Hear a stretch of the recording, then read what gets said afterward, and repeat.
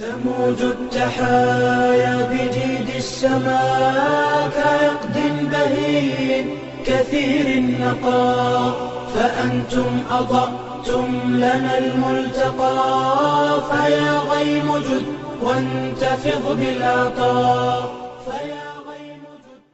সুন্দর ও উত্তম কাজগুলোর মধ্য হতে অন্যতম একটি কাজ হচ্ছে আল্লাহর দিকে আহ্বান করা।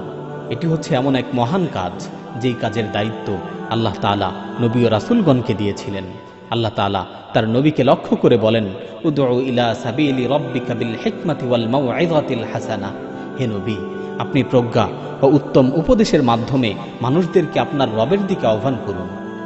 এই কাজের চেয়ে উত্তম কাজ আর কি হতে পারে যে আমরা মানুষদেরকে আল্লাহর দিকে আহ্বান করব, মানুষদেরকে মানুষের দাসত্ব থেকে মুক্ত করে আল্লাহর দাসত্বের দিকে, আল্লাহর গোলামের দিকে, আল্লাহর ইবাদতের দিকে ফিরিয়ে আনব।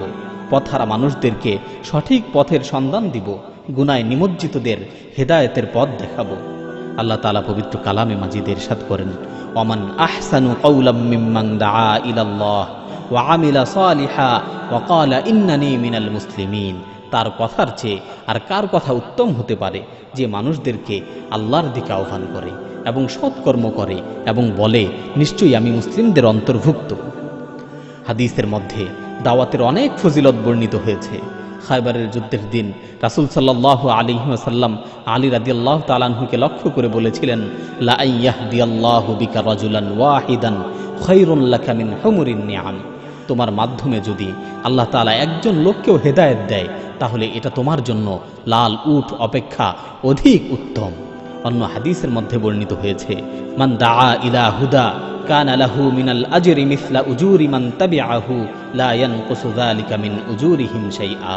কেউ যদি কাউকে ভালো কাজের দিকে আহ্বান করে আর ওই ব্যক্তি যদি সেই ভালো কাজটি করে তাহলে আহ্বানকারী আমলকারী ব্যক্তির সমপরিমাণ সওয়াব পাবে।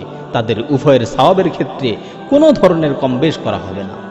অর্থাৎ আপনার দাওয়াতের মাধ্যমে যদি কেউ ইসলামে প্রবেশ করে তাহলে সে ইসলাম গ্রহণ করার পর যত আমল করবে, যত নেক আমল করবে, সব আমলের সমপরিমাণ সওয়াব আপনার আমল নামায়ও লিপিবদ্ধ হবে। মনে করুন কেউ নামাজ পড়তো না, আপনার দাওয়াতের কারণে সে নামাজি হলো, তাহলে মনে রাখবেন সে জীবনে যত রাকাত নামাজ পড়বে তত রাকাত নামাজের সওয়াব আপনার আমল নামায় লিপিবদ্ধ হবে।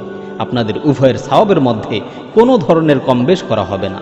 সুতরাং আসুন আমরা প্রত্যেকেই এক একজন দ্বীনের দায়ী হয়ে ময়দানে অবতীর্ণ হই। আমরা আমাদের সাধ্য অনুযায়ী দ্বীনের দাওয়াতকে মানুষের দ্বারে দ্বারে পৌঁছে দেই। আমরা প্রত্যেকের অবস্থান থেকে মানুষদেরকে আল্লাহর দিকে আহ্বান করি।